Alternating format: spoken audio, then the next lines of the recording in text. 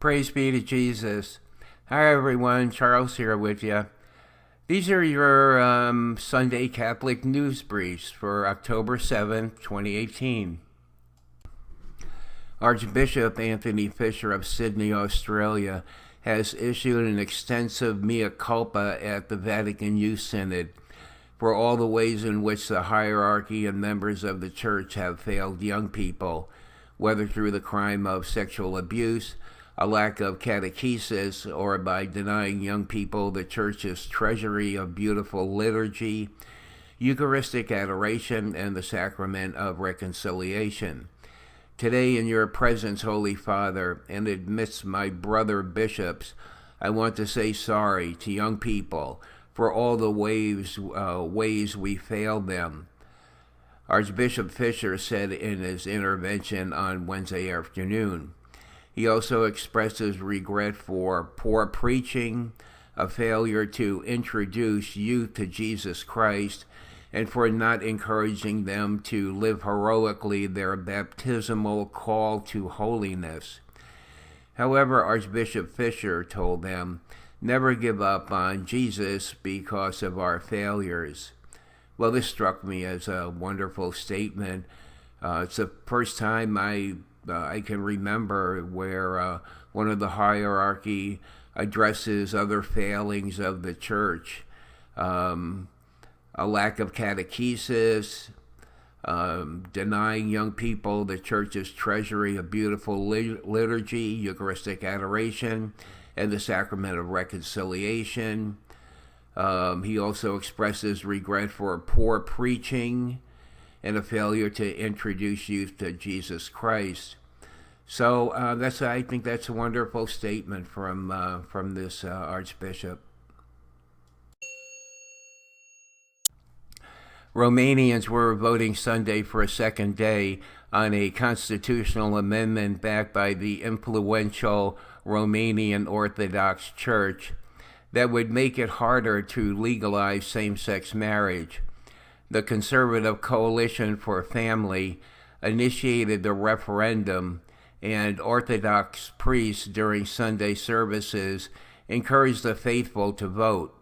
The proposed amendment would change the definition of family in Romania's constitution to make marriage a union between a man and a woman instead of between spouses. Same-sex marriage is already illegal in Romania.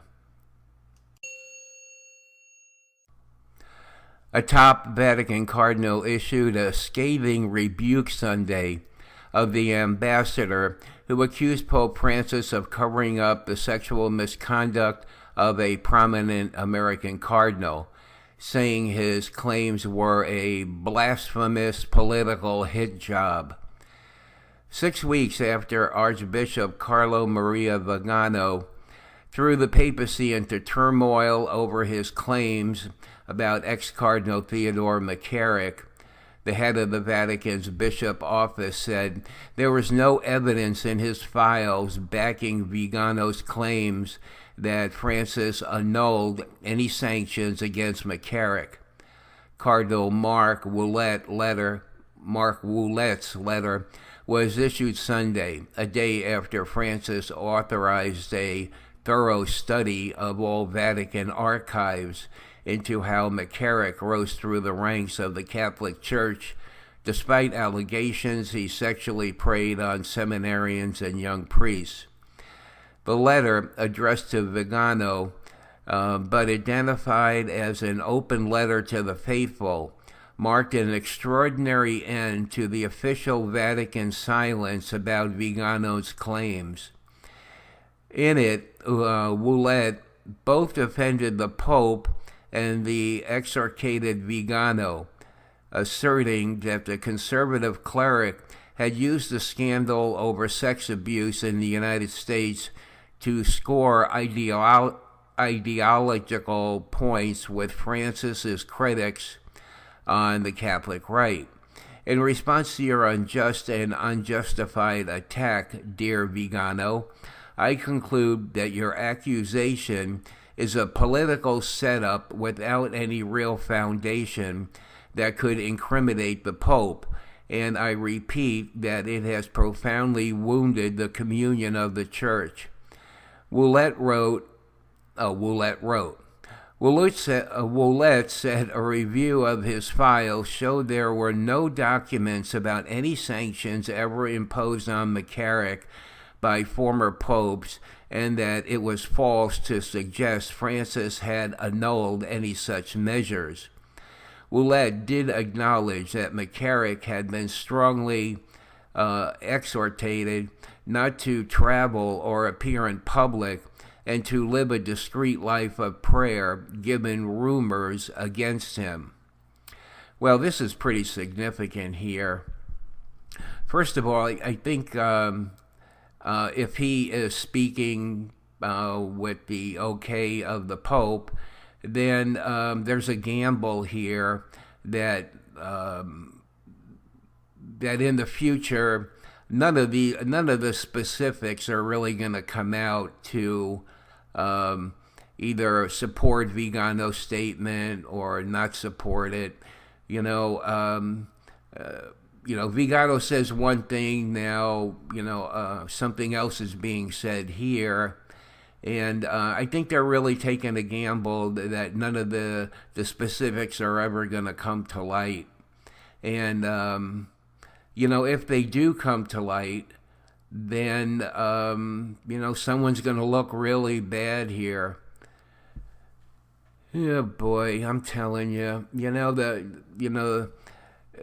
the secrets, that have to do with the specifics of certain cardinals and bishops and what they knew, their omissions in not bringing this to the attention to whoever in the Vatican that would, begin the process of looking into it. All these kinds of things could, he could be really right here, this cardinal, in putting forth this response, this very strong response. I would think that he knows it's a little bit of a gamble. I think the Pope knows that too, but I think he's telling us that we're not going to release any of these documents that will let the world know the specifics of who knew what and whatever. So it's just going to remain, it seems to me, this is just going to remain some kind of standoff. We'll just have to make of it what we make of it. Now, if Jesus wants to bring more of this to light, he most certainly will. And we can hope that he does. But I think it's really obvious that the hierarchy of the Church is going to protect itself. And, they can speak in very general terms about, we've made a lot of mistakes and, but they're really not going to open up the door for them to they're not going to lay bare their sins or their very specific sins about what they knew when and, really let their brothers in the hierarchy, demote them or, bring what they consider to be like disgrace upon them. So I think that that's just the way it's gonna be. Anyway, that's my opinion about how I see all this right now. So we have a couple other little things here for you. This is from Christine Niles. This was on my Facebook page. Christine Niles is from Church Militant. So she says, unfortunately, GoFundMe has deemed our campaign for Father Paul Kalchik homophobic and a violation of their terms. It has refunded back to donors all $16,000 we raised for him. We are starting a new campaign elsewhere. Stay tuned. Well, for those of you who don't know who Father Kalchik is, he's a parish priest in the Archdiocese of Chicago. some of his parishioners burned a rainbow flag that had woven into its fibers the cross of Christ. And, they thought this was horrendous and they burned it. So this gave the modernist Cardinal Cupich an opportunity to, really come down hard on him, which he did. He wanted to send him for he's saying that he was psychologically unbalanced by allowing this, and wanted to send him to a place called St. Luke's or something, which doesn't have a very good reputation from what I've read. But the priest realized that the cardinal has no right to demand that he go for psychological evaluation. And based on some other things that happened, this priest went underground, and we still haven't heard anything from him. There have been some efforts to support him, along with another priest, I think in Denver, who, he continued to, he had been assigned to like 4 different parishes over the course of a few years, and each parish didn't like him. And, Colorado, they grow marijuana there, and they're very liberal there. They didn't like his traditional approach and his strong preaching, so he got moved from one parish to the other. But finally, he ended up living out, he's a priest who was in good standing, or who still is in good standing with the Archdiocese of Denver, Colorado, but yet he's living out of the back of his car. This is, what the whole thing has come to be. And so there's been a GoFundMe help for him also. So I haven't heard anything about him lately, but I'm going to keep track of these 2 priests here and see what happens. But, Cardinal Cupich got what he wanted. He doesn't like traditional priests. He's already removed a priest from a very traditional parish where they used to have Latin Mass. He was recalled by his order finally. So the cardinal got rid of him, and he seems to be in the middle of getting rid of this traditional priest. So that's from Christine. Now, here's a couple of tweets from Edward Penton, who's a veteran Vatican reporter for the National Catholic Register. So he tweets, "The lack of transparency, the absence of a midterm report, and ambiguities over voting procedures of Synod 2018 have led some to believe a draft of the final document has already been written." Well, they said this about the 2015 Synod. And, if there's any truth in this, which we'll probably never know, we'll probably never know this, but it would be good if we did know it, because it would tell us a lot about, regardless of what goes on in the Synod, that they've already decided what they're going to tell us about it, whether it be true or false or whatever. And Father Spadaro has basically been keeping reporters at a distance, not really wanting them to know the specifics of what's going on. So that I talked about that. I read to you that news story in the last few days. So another tweet of Edwards, and says, in light of news of a new investigation into McCarrick, sources have confirmed the Pope is to meet privately on Monday with Cardinal Daniel DiNardo and Archbishop Jose Gomez, President and Vice President of the U.S. Bishops' Conference. So what's going to happen there, I don't know. I assume both these cardinals are at the Synod, so of a new investigation. In light of news of a new investigation into McCarrick, well, this might have something to do with what the Holy See said yesterday, that they were going to more fully investigate his whole, well, I guess his whole priestly life, to put specific allegations that led to, led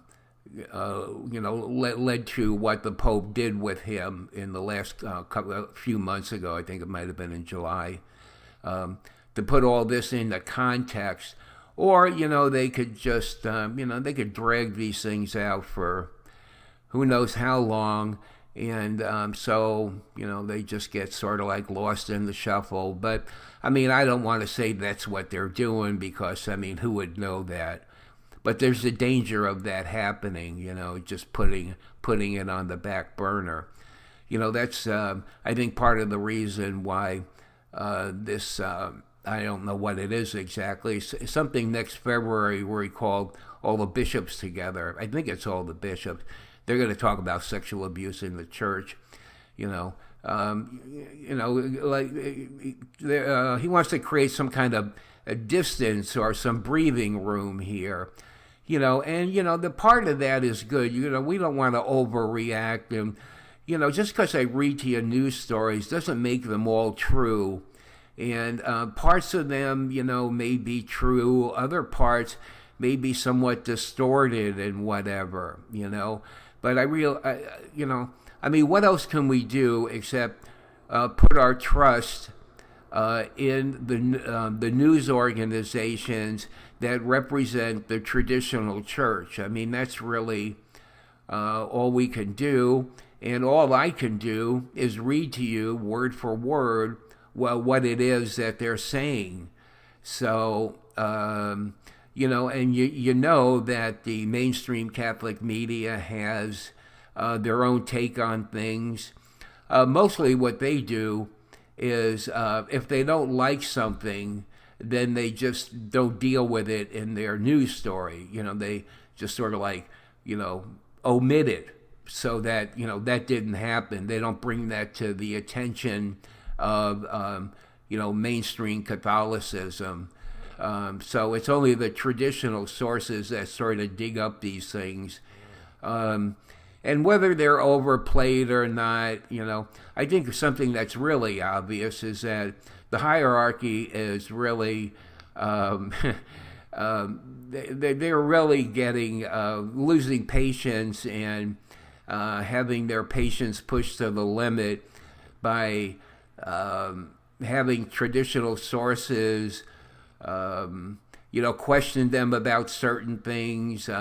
This just happened again recently when a reporter from one of the news sources, I think it was LifeSite News, a woman asked him if he would remove the letters LGBTQ from the document. And, she was explaining how that could get into the regular magisterium of the church and become part of that. And, of course, this would be a big deal. This is like a first to get these letters in there. And whoever it was who she was talking to or aimed the question at, I don't know if you noticed in the picture that I put up, but he was like pulling away his collar as if he was like going, "Oh, lady, here, I'm ready to strangle you, back off."